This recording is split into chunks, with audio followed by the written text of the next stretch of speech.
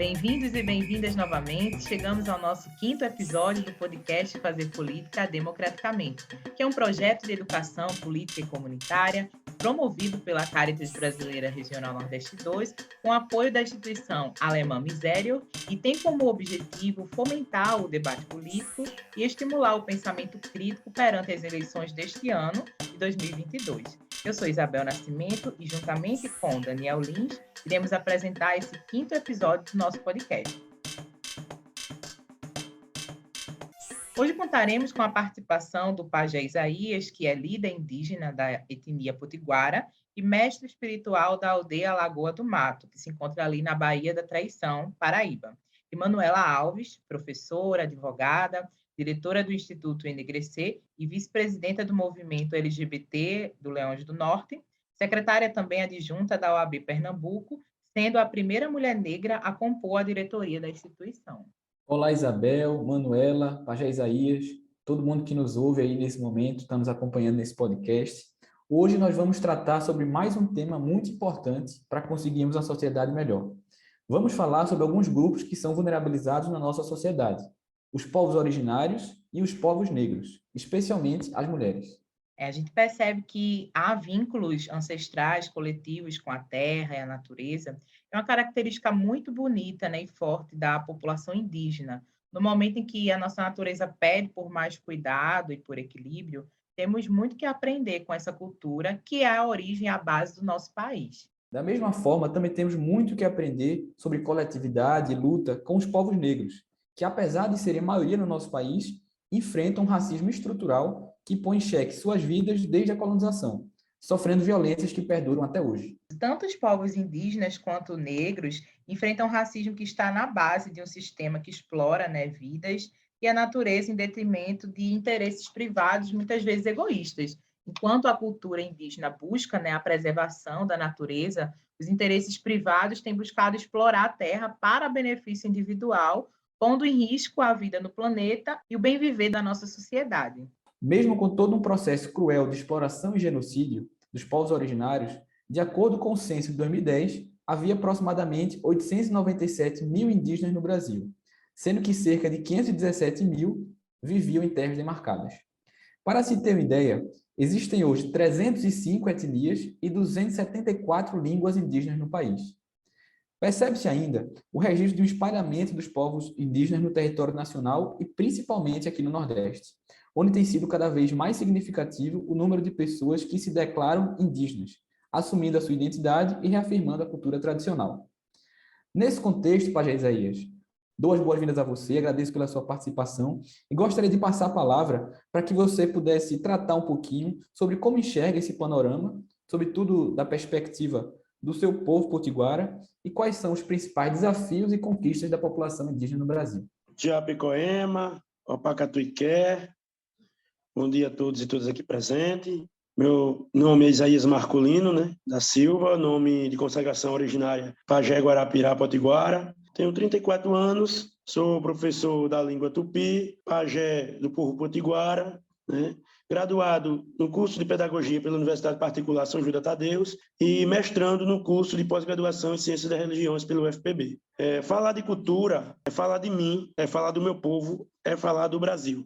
Porque nós somos a cultura. Nós vivemos nossas diversidades culturais, ancestrais, originárias. Então, o povo indígena é um povo muito rico na questão quando se fala em cultura. Porque a cultura para nós está ligada à educação, à saúde, à política, ao bem viver, ao território, à espiritualidade, à história, à atualidade e ao futuro também. Então, nós, quando falamos de cultura, dentro de um povo indígena, a gente fala dos nossos modos de viver, da nossa coletividade, das nossas especificidades. Como é que nós vivemos, o que é que nós fazemos, como nos organizamos, né? E falar um pouco desse contexto cultural e social do povo potiguara. Nós aqui somos, atualmente, aproximadamente 22 mil, originários potiguara, dividido em 3 municípios, que é Marcação, Rio Tinto e Baía da Traição, com 33 aldeias. Cada aldeia tem o seu cacique local e, além dos caciques locais, temos o cacique geral, que comanda todas as aldeias, e o coordenador da CTL local da FUNAI, que também é indígena.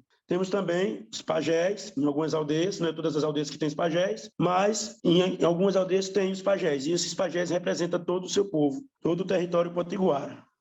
Fala também de cultura, é falar da nossa educação específica, da nossa educação escolar indígena e da educação indígena. E aí nós podemos destacar, mas você pode perguntar, pajé, qual é a diferença da educação indígena e da educação escolar indígena? A educação indígena é aquela que vem de casa, da comunidade, das histórias, da oralidade, dos nossos antepassados, passados de pai para filhos, de avós para netos. A educação escolar indígena é onde vamos retratar a formação dos nossos indígenas dentro do contexto da educação indígena e da educação no geral, fortalecendo a nossa especificidade, a nossa cultura e a nossa história. Então, essa é a pequena diferença entre a educação indígena e a escolar indígena. Hoje nós também temos muitas conquistas, mas também temos muitos desafios. Uma dessas conquistas foi criar a categoria escola indígena, onde nós trabalhamos voltado para a nossa realidade, né, para a nossa especificidade indígena. E um desafio muito grande é quando a gente está brigando com o governo para se criar a categoria, né, e o plano de carga e carreira professor indígena e efetivação dos nossos professores indígenas. Porque nós que conhecemos a nossa realidade, nós convivemos nesse território, vivemos nesse território, nós que entendemos a necessidade e a realidade do nosso povo. Então, ninguém mais do que nós é quem podemos estar educando o nosso povo. Nós sabemos que a Constituição de 88 nos garante, né, esse direito de viver em liberdade e autonomia e especificidade da coletividade de um povo. Mas, na maioria das vezes, essa Constituição, nessa conjuntura atual, né, do governo, não está sendo valorizada. Então, são muitos desafios, um desses que eu falei. A questão das conquistas também é a questão da saúde indígena, que quando fala de cultura, fala de saúde também. Então, hoje nós temos uma saúde indígena que tem muito que melhorar, mas também que já avançamos muito. Temos nossos próprios agentes de saúde indígena, nossos técnicos de enfermagem, nossas enfermeiras, né? Temos doutores, psicólogos, dentistas. Então, nós vemos avançando, né? Então, isso é conquistas e aprendemos com os desafios. Uma conquista muito grande também para a cultura potiguara, e não só para a potiguara, mas para o povo brasileiro, foi também a minha participação e nomeação como juiz e perito em direitos originários pelo TOAGE. O que é o TOAGE? O TOAGE é um tribunal originário dos povos indígenas internacionais. E também ontem eu fui nomeado como o coordenador adjunto da região Nordeste do Brasil dentro do TOAGE. Então, esse TOAGE, esse tribunal originário, que trabalha justamente a autonomia, né, e a liberdade de o próprio povo originário decidir suas necessidades e resolver seus problemas dentro do seu povo. Dentro do Brasil, o TOAGE é muito novo, mas no Peru, na Bolívia, ele já atua como uma organização respeitada, organizada e valorizada. Então, eu, quanto jovem pajé indígena, professor, liderança do movimento, minha obrigação é de trazer essa autonomia, esse direito de viver em mais harmonia com o meu povo, com a sociedade indígena brasileira. São esses os desafios e as conquistas que nós temos, como a retomada da terra, como essa briga pela justiça para retomar as terras que foram invadidas e tantas outras. Obrigado. Obrigada, pajé. Aí a gente vê, né, quantas conquistas importantes a gente só tem noção quando conversa mesmo, né, quando debate sobre o assunto. Conquistas que vêm com grandes desafios, né? Mas como a gente falou anteriormente, também vamos debater hoje um pouco sobre a população negra, né? Conquistas, desafios enfrentados por eles também, que apesar de corresponder a 54% da nossa sociedade brasileira, não tem essa mesma representatividade em espaços de poder, né? Também faremos um recorte de gênero, pois apesar das mulheres corresponderem 52,2% da população, e 28% serem de mulheres negras, ainda enfrenta-se uma grande luta, né, histórica nessa questão da igualdade. Segundo o artigo da Agência Brasil, em 2019, as mulheres receberam, em média, 77,7% do montante auferido pelos homens. A desigualdade atinge proporções ainda maiores nas funções, cargos que asseguram os maiores ganhos entre diretores e gerentes. As mulheres receberam 61,9% do rendimento dos homens. O percentual também foi alto no grupo dos profissionais da ciência e intelectuais, 63,6%. Esses dados já são um absurdo por si só. E mais vale destacar ainda que tais desigualdades se acentuam quando falamos de mulheres negras. Segundo publicação de 2016 do Instituto de Pesquisa Aplicada, mulheres brancas recebem 70% a mais que mulheres negras.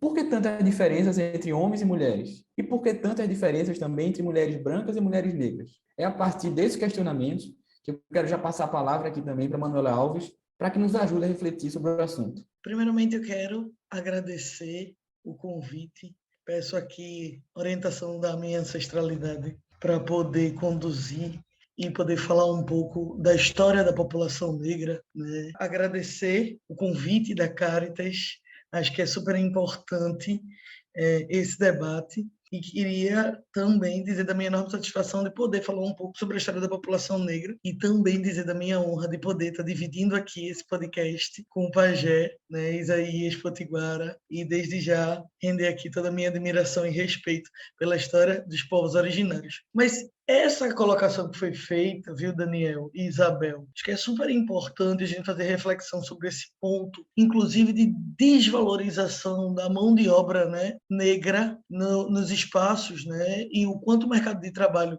tem a maior dificuldade de absorção, e da gente ter uma leitura política de que isso não vem de hoje. Entender que a história da população negra no país começa com um processo de violação de direitos diz muito para a gente. Uma população que foi sequestrada da sua terra natal, né, da sua cidade de origem, sequestrada de África, onde éramos reis e rainhas, por isso que eu sempre digo que descendo de reis e rainhas, né, e chega aqui num processo de mercadoria. Nós tivemos nossos corpos objetificados. Nossos corpos tinham valor de mercado, o que é absurdo, né? Numa perspectiva de humanidade. E eu acho que isso é muito significativo para a gente entender que esse processo ele traz sequelas. Mesmo quando a gente fecha o processo de escravidão, escravização da população negra, a gente consegue perceber que esse processo de fechamento de escravidão, que se dá 388 anos depois, ou seja, é um tempo bem grande de escravização. A gente tem para cada 10 anos de Brasil, 7 de povo preto escravo e 3 de povo negro livre. É muito tempo. Esse processo ele diz muito sobre o que a gente vive hoje, porque esse processo de escravização acabou, mas a gente não recebeu acesso à educação, não foi garantido para a gente meios de acesso à saúde, não foi garantido para a gente direito a uma moradia, né? Direitos fundamentais hoje que a gente entende que a falta disso no fechamento do processo acabou nos colocando em um espaço de muita vulnerabilidade social. E isso é importante a gente entender, porque essas figuras cumpriram papéis diferentes ao longo da história. Se você olha o homem branco, ele foi um opressor em todos os processos. Se eu falo de uma sociedade que é misógina, que é machista, óbvio que a mulher branca também foi vítima de preconceito. Mas assim, ela foi vítima de machismo, mas não foi vítima de racismo. Então ela sofreu um nível de opressão menor, indiscutivelmente. Quando a gente fala do homem negro, esse homem ele foi lesado também, por óbvio, foi vítima de racismo, mas a mulher negra, ela está na base da pirâmide, ela é a mais explorada, ela foi vítima de racismo, ela foi vítima de machismo. A gente vive numa sociedade que a gente chama de plural, diversa, mas principalmente porque as mulheres negras foram estupradas. Essa sociedade, infelizmente, ela é produto de um estupro de mulheres negras e mulheres indígenas também.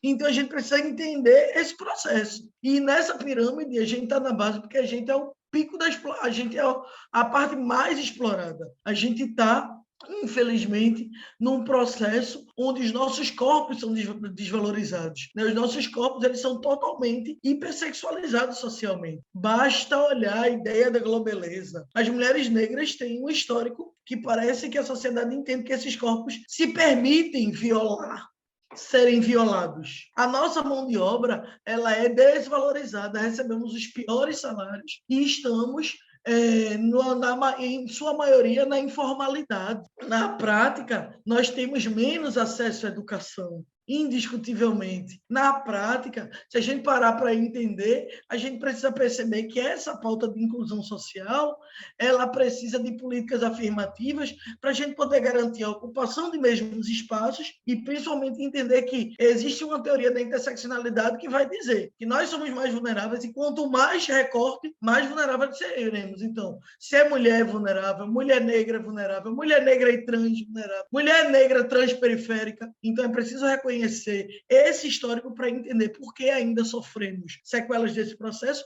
e como fazer para avançar.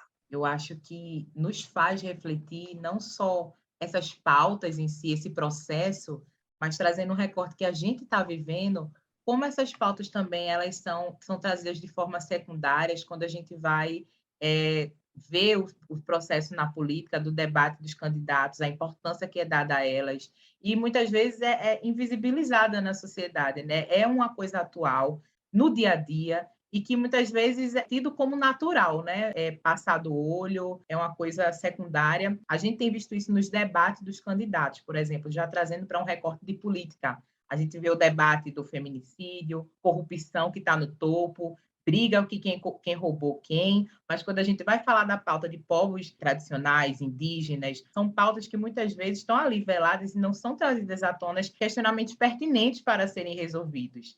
Tem uma frase destacada no debate pela BBC News que diz assim: se o índio não defender o índio, o branco é que não vai. O branco não vai chegar e falar, pode deixar que a gente defende vocês. Por isso que a gente tem que ter coragem. A frase em destaque veio do cacique da etnia Xavante, o Agnello Tenrite, durante uma reunião de pré-candidatos indígenas. Eu já queria trazer com essa frase, né, para o Pajé Isaías, como você, Pajé, como você enxerga, né, essa participação e a importância dos povos indígenas na política? Bom, é um tema muito pertinente, né, complexo, importante, difícil, muito abrangente. Eu vou pedir licença aqui para citar alguns nomes da política indígena potiguara. Nós, povo potiguara, já fomos referência nacional dentro da política brasileira. Começando, dentro do território potiguara, foi eleita a primeira prefeita originária do país, qual o nome dela era Iraci Cassiano.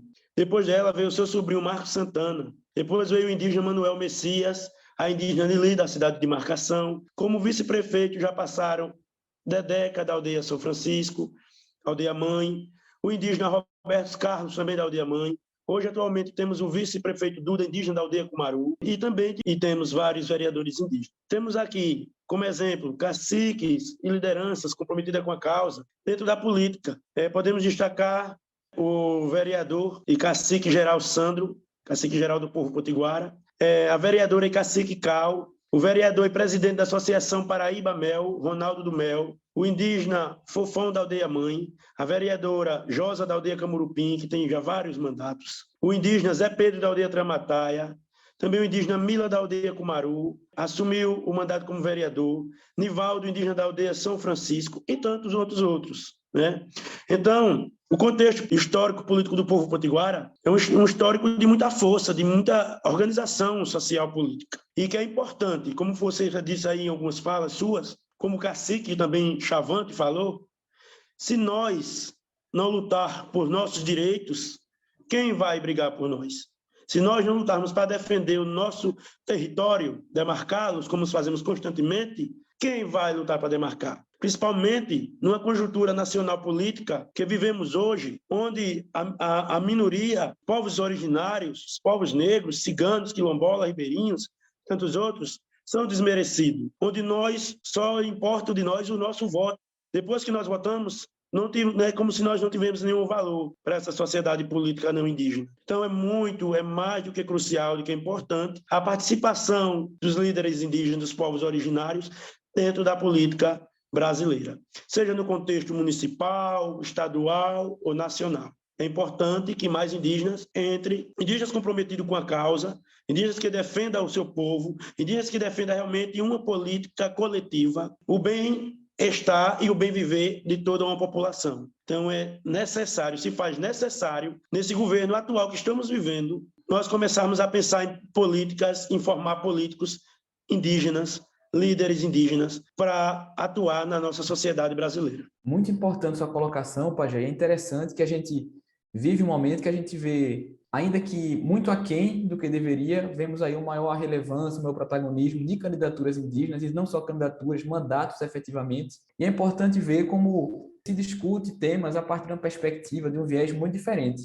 A gente vê, por exemplo, hoje no Congresso Nacional, uma bancada ruralista muito representativa em relação a números em si, e que vê o território, as terras, mais basicamente como um recurso de exploração para se oferir lucro. E vê, por exemplo, a bancada, os representantes, poucos que são ainda representantes dos povos indígenas, como ter outra perspectiva da terra. São guardiões da terra e vê-se, inclusive, as terras demarcadas como a utilização daquela terra tem sido totalmente diferente e gerando um bem comum, como foi trazido anteriormente, tendo em conta que o meio ambiente, tudo que se faz nesses espaços, tem resultado prático para a população como um todo. Então, vê-se aí a importância de que esses espaços sejam ocupados também por representatividades de diferentes estratos da nossa sociedade. E aí, nesse sentido, dialogando até um pouco com falas que já foram colocadas anteriormente, a gente vê, como foi comentado com Isabel, que a representação da população, como, por exemplo, mulheres, negros, não se reflete nos espaços de decisão.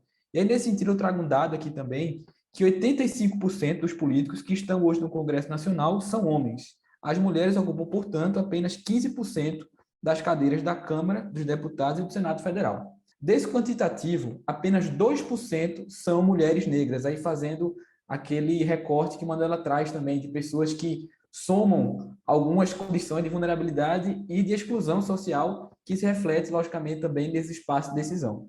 Alguns movimentos sociais têm levantado a bandeira pela paridade de gênero e raça nesse espaço de decisão. E, nesse sentido, gostaria aqui, mais uma vez, de abrir o espaço para que Manuela Alves pudesse também nos ajudar a refletir um pouquinho também sobre esse recorte específico nesse tema. Então, Daniel, é massa que uma pergunta acaba, né, reforçando o que a gente está dialogando e o quanto essas opressões, né, elas vão acabar se somando e fazendo todo sentido quando a gente percebe que é um sistema. Afinal de contas, não é à toa que o racismo é estrutural. Então, ele é estrutural exatamente porque ele vai passar por todas as estruturas da sociedade. E onde a gente visualizar estrutura, sociedade se auto-organizando, a gente vai visualizar, infelizmente, racismo, ou seja, vulnerabilização da população negra. E aí a gente precisa entender os espaços de poder. Os espaços de poder são espaços de construção, bases da sociedade. E neles nós estamos em vulnerabilidade. E, por exemplo, a academia sendo um espaço de poder extremamente importante, e aí isso já são ensinamentos de Grada Quilomba, né? No livro Memórias da Plantação, a gente já consegue visualizar o quanto é difícil para o povo negro acessar a academia. Inclusive, a gente tem acessado a partir de cotas. E como professoras e professores, direcionando o processo de aprendizagem, a nossa vivência ela é quase que inexistente. O espaço de professoras e professores negras e negros, infelizmente, ainda é muito pequeno. E a academia é espaço de poder. Você poder direcionar e poder oferecer um processo de aprendizagem afrocentrado, onde a gente possa pensar a população negra no centro do processo de desenvolvimento, como a própria Lélia Gonzalez já trazia para a gente, é um privilégio, infelizmente, enquanto o opressor continuar trazendo a sua versão, vai ser muito complexo para a gente ter realidade na narrativa de como essa sociedade nasceu. E aí eu quero estender para outros espaços de poder, como, por exemplo, o Congresso. A gente sabe que está lá no artigo 2º da Constituição, e aí eu vou pedir desculpas a Daniel e Isabel, porque como eu sou professora de Direito Constitucional, às vezes a fala acaba sendo permeada por um pouco de Direito Constitucional, e o artigo vai dizer que a gente, né, tem 3 poderes independentes e harmônicos, né, o sistema tripartite, que é o poder legislativo, o poder executivo e o poder judiciário. 3 poderes onde a gente vai ver a ausência total de mulheres negras. Quando eu digo total, eu não posso dizer total, né, a gente tem alguns percentuais, mas é muito complexo a gente pensar uma população negra que representa 54,6%, as mulheres negras em maioria, e a gente ter, segundo os números que foram lidos aqui, por exemplo, 15% no Congresso. Que sistema representativo é esse que não representa, de fato, como é a nossa população plural, diversa? E isso é muito significativo, porque nesses 3 poderes estão os direcionamentos do país. Se a gente não está no Congresso, a gente não está fazendo as leis. As leis que regulam as nossas vidas, a nossa vida em sociedade. Ou seja, a gente vive em leis pensadas por homens brancos. E aí, normalmente são homens, normalmente são brancos, normalmente cumprem o padrão hetero-cis normativo, normalmente têm um poder aquisitivo diferenciado, então estão em classes superiores. classes econômicas superiores e que governam muitas vezes garantindo interesses particulares e não visando interesses públicos. A gente também precisa, infelizmente, denunciar as irregularidades do nosso sistema representativo. Daniel, curiosamente, isso não fica no poder legislativo. A gente tem um poder executivo onde, por exemplo, a gente nunca teve uma presidenta mulher negra. E hoje, por exemplo, no secretariado, a gente tem quantos secretários e secretárias negros e negras? Nenhum. E mulher, a gente nem teve, nem chegou a ter no atual governo que estamos. E mesmo historicamente, a gente vai ver dificuldade de identificar pessoas negras ocupando espaços no Poder Executivo. E o Poder Executivo executa, administra. Então, ele está ali no processo de realização e efetivação das políticas. Isso é muito complexo da gente entender a ausência dessas populações vulneráveis podendo falar por si e estar com a mão na massa. O Poder Judiciário, infelizmente, é um outro ponto que a gente precisa dizer que precisa ser enegrecido. Nós não estamos tomando as decisões. É incrível a gente perceber que menos de 5% do judiciário é de pessoas negras. E se eu jogar para a gente ver a quantidade de mulheres negras, esse número cai ainda mais. Né? Naquela perspectiva de interseccionalidade que Carla Cottirini, Kimberly Crenshaw nos ensinou. Então, gente, a gente precisa tomar essas canetas. A gente precisa sentar nas cadeiras. Só quando a gente passar por esse processo, nós vamos conseguir uma justiça que, de fato, tire as vendas e consiga estar direcionada para fazer justiça social. A gente vai conseguir um Congresso que atenda aos anseios sociais e a gente vai conseguir um executivo que consiga efetivar equidade de direitos e oportunidades para todas e todos. É isso, Manuel. É muito importante quando você traz sobre como essa falta de representatividade nos espaços de decisão, logicamente, levam à condução da própria administração pública à manutenção das coisas como são, como a gente fala, o status quo que é estabelecido, né? E a depender aí, logicamente, de viés político, de quem está no poder, isso pode se acentuar ainda mais. E aí, nesse sentido, eu gostaria de aproveitar para direcionar também nessa interseccionalidade que você propõe, uma pergunta também ao Pajé Isaías, aproveitando esse momento que a gente vive, como a gente tem constatado, como as políticas têm sido conduzidas, nós vemos um momento que é constatado também um acirramento de disputas relacionadas à demarcação de terras indígenas, tendo como resultado, inclusive, como o Pajé trouxe anteriormente, assassinatos, pessoas que vão se tornando mártir pelo pior dos motivos, né? Pessoas que lutam pela demarcação de terras indígenas, pelos povos originários e que têm uma oposição muito forte e uma oposição com muito poder e que faz com que, inclusive, a condução de investigações sejam comprometidas. Nesse ponto, Pajé, como você enxerga hoje esse cenário da luta dos povos indígenas e, sobretudo, com essa questão da demarcação de terras? Sabemos, Daniel, né, que não está fácil. Falar desse assunto chega até me emocionar, porque nós vivemos tempos difíceis, tempos cruéis. Não é de agora que os povos originários sofrem com a invasão dos seus territórios, com o extermínio de seus povos e com a aculturação de seus saberes ancestrais. Falando aqui do povo potiguara, precisamente, nós tivemos muitas espinhas e gargalos, começando pela Companhia dos Lundregues, na terra indígena de Montemor, em Rio Tinto, e o processo de autodemarcação daquele povo. Foi um processo muito doloroso, muito difícil, que até hoje ainda está na justiça, processo de demarcação e homologação da terra indígena de Montemor. Temos o casarão da aldeia Jaraguá, é um casarão que foi feito pelos Lundregues também, dentro do território indígena. Então, são 4 quilômetros quadrados de um casarão com um muro feito por senhores Lundregues, né? E naquela casa, na época, servia também de sala de julgamento para os indígenas que não fossem coniventes com a maldade daquela companhia, daquela família.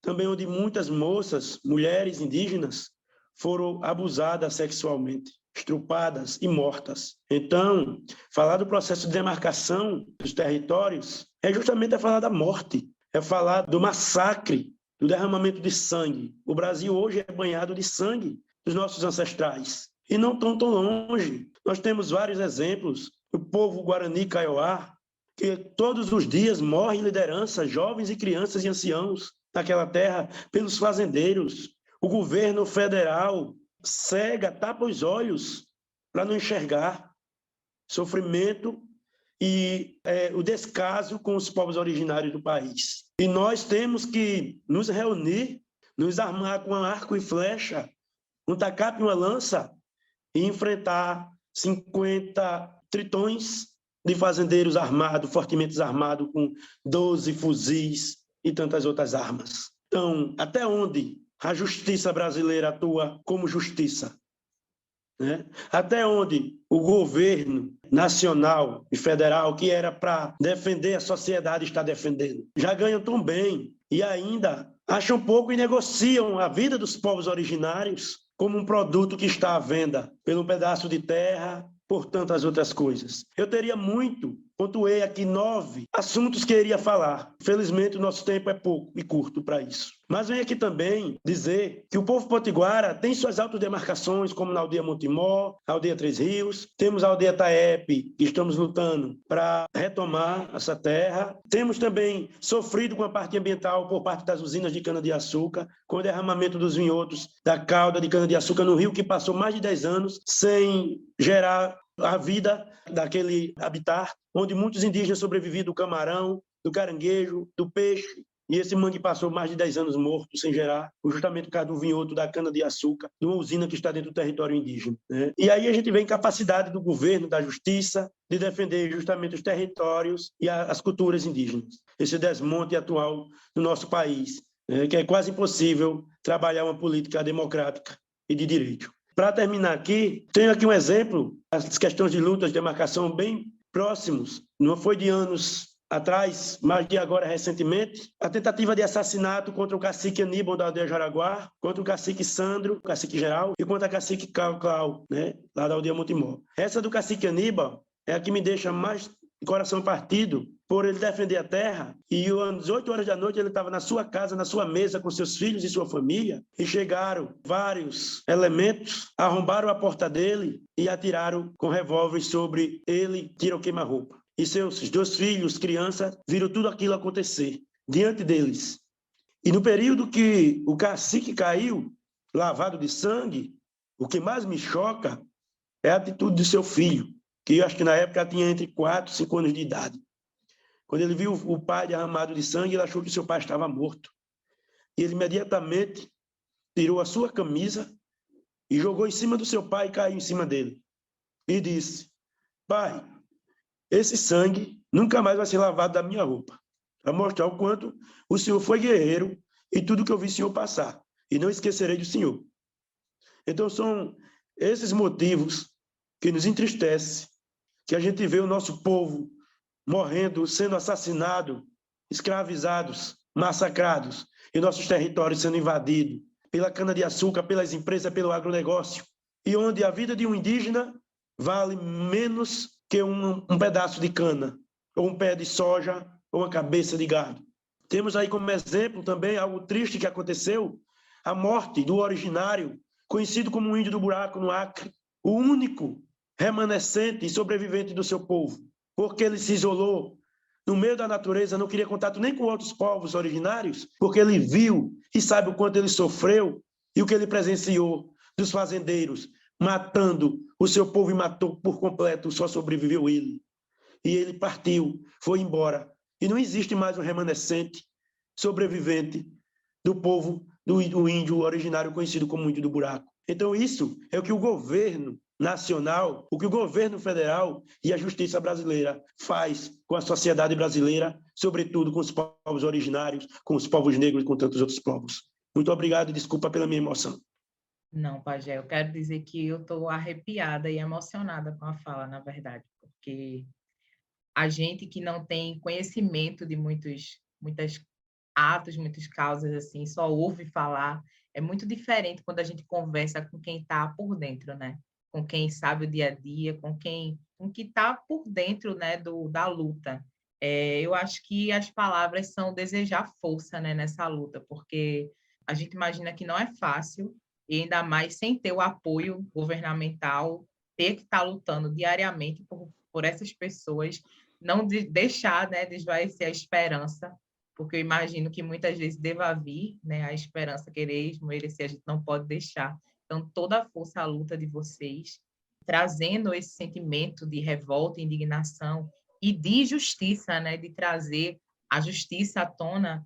Eu queria trazer uma pauta importante, também provocada pela fala de Manuela, trazendo agora para o recorte do feminicídio, né, e o recorte da mulher negra. Eu me senti muito representada por tua fala, Manuela, como mulher negra, periférica, cotista que fui. E aí trazer um dado que eu queria que você falasse um pouco sobre a violência contra as mulheres no Brasil. Você falou de representatividade feminina, as mulheres na política, e aí um dado recente, em 2021, né, o Fórum Brasileiro de Segurança Pública trouxe que acontece um feminicídio a cada 7 horas e um estupro a cada 10 minutos aqui em nosso país. Então, é uma pauta forte, importante, que precisa ser debatida também. Esses dados nos chocam, né? Saber que meninas, mulheres, são diariamente violentadas e mortas. Então, mediante esse quadro, como a gente poderia mudar, minimizar, e qual a importância da política e do posicionamento e de mais mulheres falando sobre esse tema, não só mulheres, mas homens, né? Qual a importância na política em relação a esse tema? Ok, Isabel, acho que esse tema é muito importante. E antes de começar a falar do tema, eu queria também aqui render todas as honras à luta dos povos originários e dizer que ouvir o Pajé é um privilégio e me somar forças nessa luta, acho que é importante. Obrigada, Pajé, pela resistência. E essa luta é uma luta de todos nós. Isabel, que bom que a gente se encontra aí nessa encruzilhada, né? Com tantas afinidades nessa história. Eu queria que a gente refletisse um pouco, inclusive, sobre essa violência contra a mulher. A gente sabe que essa violência contra a mulher, ela é produto de uma movimentação que é uma movimentação cultural. Ela não nasceu ontem, não foi criada em 1950. Esse machismo, ele é um machismo histórico e a nossa sociedade é pautada nesse machismo. A gente tem momentos na história onde nós não votávamos. A gente tem momentos nessa história onde nós usávamos o CPF dos nossos maridos. Então, assim, para a gente evoluir, avançar a ponto da gente entender que mulheres não são propriedades de homens, tem sido uma luta histórica, né, de séculos. E aí, nessa perspectiva, quando a gente fala de violência contra a mulher, a gente está falando de uma violência setorizada, de uma violência específica. É diferente quem toma uma carteira minha na rua e quando eu sofro uma violência dentro da minha casa. Pelo meu pai, pelo meu irmão, por um tio. Essa violência ela é fruto de uma cultura que, mesmo dentro da minha casa, com as pessoas que deveriam me proteger, essas pessoas acabam me violentando. E me violentando de várias formas. Porque só a Lei Maria da Penha traz vários tipos de violência. Violência física, moral, patrimonial, sexual, psicológica, enfim. E aí, entender também que esse contexto, para mudar, não basta só prender uma pessoa. A gente precisa mudar uma cultura, a gente precisa mudar a forma como a gente está educando os nossos meninos para achar que podem bater, as nossas meninas para aceitar a violência e achar que é romantismo, achar que ciúme doentio é algo legal, é porque ele me ama. Até a gente chegar nessa fase de entender como é que a gente está sendo vítima num índice tão alto e entendendo, Isabel, que existe subnotificação no interior, na própria capital, nas grandes camadas, porque as pessoas não vão querer se expor, dizer que estão apoiando e o marido é um desembargador, é um grande empresário, o marido é um grande político. Então, assim, é um contexto muito complexo que a gente precisa enfrentar de frente. E a gente tem, inclusive, uma Lei Maria da Penha, que é um dos instrumentos mundialmente mais eficazes. E quando a gente tem a Lei Maria da Penha, desde 2006 para cá, a gente vai perceber que ela só fez aumentar os casos de violência doméstica familiar. Por quê? Porque a subnotificação é absurda. Com a Lei Maria da Penha, as mulheres agora, pelo menos, estão se sentindo movidas a denunciar, pelo menos dizer que estão passando, porque nem isso era dado direito a gente de fazer, né? Então, é importante que a gente perceba esse contexto. A Lei Maria da Penha é muito ampla, ela traz não só os tipos de violência, mas ela é muito ampla porque ela criou as medidas protetivas que a gente não tinha dentro do sistema. A possibilidade da pessoa ficar afastada das mulheres, ficar afastada também dos filhos, a possibilidade de um policial voltar na casa da mulher para pegar os documentos. Às vezes, a violência acontece numa madrugada e a mulher vai ao léu, né, na rua, medidas protetivas que autorizem que ele use tornozeleira. Assim, que a gente perceba que existem caminhos, né, de tentar frear essa violência. E, além disso, a Lei Maria da Penha prevê toda uma rede de proteção, uma rede de assistência de acolhimento, centros de referência com equipe multidisciplinar, composta por advogada, psicóloga, assistente social, para fazer essa acolhida. Ainda assim, os índices ainda são estarrecedores, como pode ser lido aqui. E aí a gente precisa entender que, quando a gente fala, mesmo dentro desse recorte, e é engraçado, né? Dentro do machismo, quer dizer, engraçado, um termo errôneo, né? Seria cômico se não fosse trágico. Como é? Porque dentro do machismo a gente tem o racismo. Então, inclusive, os dados dessa pesquisa de 2021 mostram que, mesmo dentro do alto índice de violência contra a mulher e, por exemplo, dentro do índice de feminicídio, a gente conseguiu reduzir a quantidade de feminicídio sofrido por mulheres brancas e aumentou o feminicídio sofrido por mulheres negras. Veja que, mesmo quando a gente fala de mulheres vítimas de violência, as mulheres negras serão mais vítimas de violência do que as mulheres brancas. Isso mostra para a gente como essa sociedade ela vai conseguir juntar opressões para vulnerabilizar da forma mais cruel que a gente conseguir identificar. E aí, dentro de todo esse contexto de violência, se você me pergunta como é que a gente consegue vencer esse processo que se coloca tão duro dentro da sociedade? Porque a gente vê mulher morrendo todo dia, o marido matou, o ex-namorado matou, disse que não queria acabar. Isso é direto, principalmente nesses programas sensacionalistas policiais. É todo dia. Como é que a gente vai vencer isso? 2 caminhos. Primeiro, um Estado forte, um Estado responsabilizador e um Estado que invista em políticas públicas de conscientização para o respeito à mulher. E segundo, um trabalho hercúleo que precisa ser feito por toda a sociedade. Enfrentar o machismo, acabar com as brincadeiras que desmerecem a mulher, acabar com as brincadeiras que hipersexualizam, criar uma cultura de respeitar o corpo da mulher, de entender que não é não, quando ela diz não, é não, precisa se parar, precisa se ter respeito, precisa se valorizar as mulheres em todos os espaços.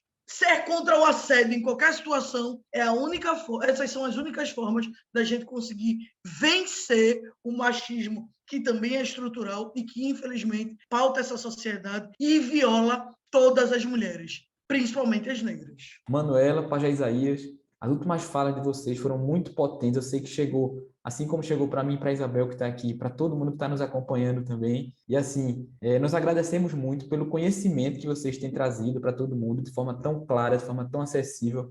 E é muito esse o intuito, de fato, dessa nossa campanha, desse nosso podcast Fazer Política Democraticamente.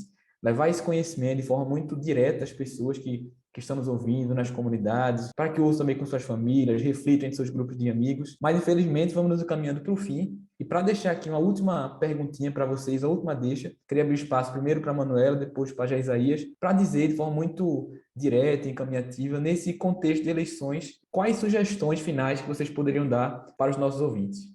Primeiramente, eu queria agradecer a Isabel, eu queria agradecer a Daniel, eu queria agradecer a todo mundo, porque por trás do podcast, por trás das nossas vozes, tem muita gente trabalhando, né, e se esforçando para sair esse produto legal que tem sido o resultado dos podcasts que tem sido gravado por vocês, e dizer do quanto foi importante e de aprendizagem esse espaço aqui, né, hoje. Agradecer também ao Pajé e dizer da minha satisfação e da minha honra mesmo de poder dividir esse espaço. Eu acho que a gente perpassou por algumas opressões, né? A gente falou de enfrentamento ao racismo, enfrentamento à LGBTfobia, enfrentamento ao racismo, ao machismo, mas teríamos outras, inclusive, opressões aqui para abordar quando a gente fala em grupos vulneráveis. Enfrentamento à LGBTfobia, enfrentamento ao capacitismo, enfrentamento ao etarismo. São tantos movimentos marginalizados e eu acho que a gente precisa pensar, e eu queria deixar essa mensagem para o pessoal que está nos ouvindo, né? A gente precisa pensar qual é o nosso papel nisso. Não adianta. A gente tem 513 cadeiras que não vão mudar na Câmara. As 81 cadeiras do Senado não vão mudar essa realidade. Independente de quem sente na cadeira de presidência, isso não vai mudar a nossa realidade de uma forma efetiva como a gente sonha. O Brasil que a gente sonha, ele precisa ser construído pelas brasileiras e pelos brasileiros a partir de uma mudança de postura nossa, a partir de uma participação política efetiva nossa, a partir de uma cobrança permanente nossa. E você que está nos ouvindo e que gostaria de saber como pode contribuir para essa luta, rever as tuas posturas. Olha como você trata as mulheres que estão ao teu redor. Olha quem são as pessoas negras que te rodeiam. Faz o teste do pescoço. A gente fala de teste do pescoço, tá, Daniel? A gente entra no restaurante, faz o teste do pescoço. Tem gente preta nas mesas do lado ou as pessoas pretas estão apenas limpando o chão do restaurante? Se elas estão apenas trabalhando, elas não estão consumindo, tem alguma coisa errada. Tu escuta cantores negros e negras, lê livros escritos por pessoas negras, isso é super importante. Já parou para entender, para conversar com pessoas trans? Tu tem quantas pessoas trans no teu convívio? Pessoas com deficiência, você já conviveu com elas? Sabe quais são as dificuldades enfrentadas por um cadeirante no dia a dia, por uma pessoa com deficiência visual? Meu amigo, minha amiga, é preciso que a gente saia da bolha e é preciso que a gente vivencie, troque ideias, que a gente respeite as diferenças e valorize. A gente precisa potencializar o nosso sentimento de humanidade. E dentro da nossa bolha, convivendo só com pessoas brancas, ou convivendo só com pessoas ricas, ou convivendo só com pessoas cis, ou convivendo só... A gente não vai conseguir entender as especificidades. Essa é a minha fala. Eu espero que tenha dado uma contribuição mínima para que a gente repense os nossos papéis. Não se preocupe, não é papel de ninguém mudar toda a sociedade. Se cada um fizer a sua parte, obrigatoriamente o resultado vai ser um Brasil melhor para todas e todos. E nesse momento, fecho aqui com a frase de Angela Davis, dizendo que não basta não ser racista nessa sociedade. Hoje é preciso ser antirracista. Então não basta se excluir da luta. Você precisa atuar positivamente para enfrentar. E todas as vezes você vê um caso de racismo, de LGBTfobia, de machismo, de etarismo, de capacitismo, seja uma voz que ajude a população vulnerabilizada a sair desse contexto de violência e acreditar numa sociedade onde existem pessoas melhores. Então, gente, né, depois dessa fera Manuela, né, o que é que eu vou mais falar? Ela já falou tudo. Uma mulher muito sábia, negra. Também meu respeito à sua origem, à sua nação, à sua ancestralidade, ao seu ser divino, mulher, negra. E todas as classes reconhecida e tratada como minoria e menos importante no país. E dizer também que dentro da sua fala a gente tem aquele ditado: eu posso ser o que você é sem deixar de ser eu sou. Então eu posso me importar com a luta negra, posso me importar com o direito da mulher. Não precisa ser mulher ou ser negro para isso, mas é questão de igualdade, de respeito, como você disse, ser antirracista. É de a dor do outro ser a minha dor, é de a alegria do outro ser a minha alegria. E nesse contexto que nós estamos vivendo, falando politicamente, o qual nossa guerreira Manuela já falou bem explicado aí, não podemos continuar do jeito que está. É fato, é notório. A sociedade brasileira está vendo, está sentindo na pele que estamos passando os preconceitos, discriminação, racismo, assassinatos, roubos dos nossos direitos, desconhecimento dos nossos territórios, dos nossos povos, das nossas causas. Então basta. Chega. Do jeito que está, não pode continuar. O povo brasileiro tem que ver quanto nós, povos indígenas, negros, ciganos, quilombolas, estamos nos preparando ou pensando em se preparar para assumir um cargo maior na política brasileira, possamos pelo menos enxergar agora, enquanto não estamos aí no meio, pessoas que são mais favoráveis às nossas causas, que são ligadas aos nossos direitos, que estão lutando de qualquer forma, de direta ou indireta, para defender ou para ajudar a resolver as causas dos povos originários, demarcações dos territórios, o direito do negro, da negra, o direito da sociedade. Então, me perdoe eu citar alguns exemplos aqui muito claros que vai dar a entender. O governo atual é um governo desgovernado, é um governo genocida. Então, minha gente, vamos prestar atenção, aqueles líderes que acompanham as lutas e as causas sociais. Enquanto não tem um negro lá representando, uma negra representando, um indígena, uma indígena, vamos olhar aqueles que estão mais voltados às nossas causas, para as coisas não ficar pior do que já estão. Que nós sabemos e nós estamos vivendo e sofrendo na pele o quanto é duro, difícil e ruim a gente colocar uma pessoa no poder para nos representar e essa pessoa fazer totalmente o contrário. Não tem representação nenhuma, não tem respeito, dignidade e competência para assumir ou para cuidar com a responsabilidade de uma sociedade, de uma massa brasileira que somos nós. Então aqui, deixando para todas as esferas de governos, para a Justiça Nacional, vou deixar uma mensagem aqui na língua do meu povo e traduzi-la. A Secoé, a Selmanon, e Andé Namate, Oicoé, e Coibipe, Ayaramayene. A gente nasce, a gente vive e a gente morre. Mas o nosso povo permanecerá para sempre nesta terra. Iacuguabe, obrigado. O podcast Fazer Política Democraticamente fica por aqui. Queremos dizer que vocês acompanhem os próximos episódios que serão lançados quinzenalmente nas plataformas do YouTube, Spotify da Rede Cáritas Brasileira Regional Nordeste 2. Nos siga nas redes sociais e venha com a gente fazer política democraticamente.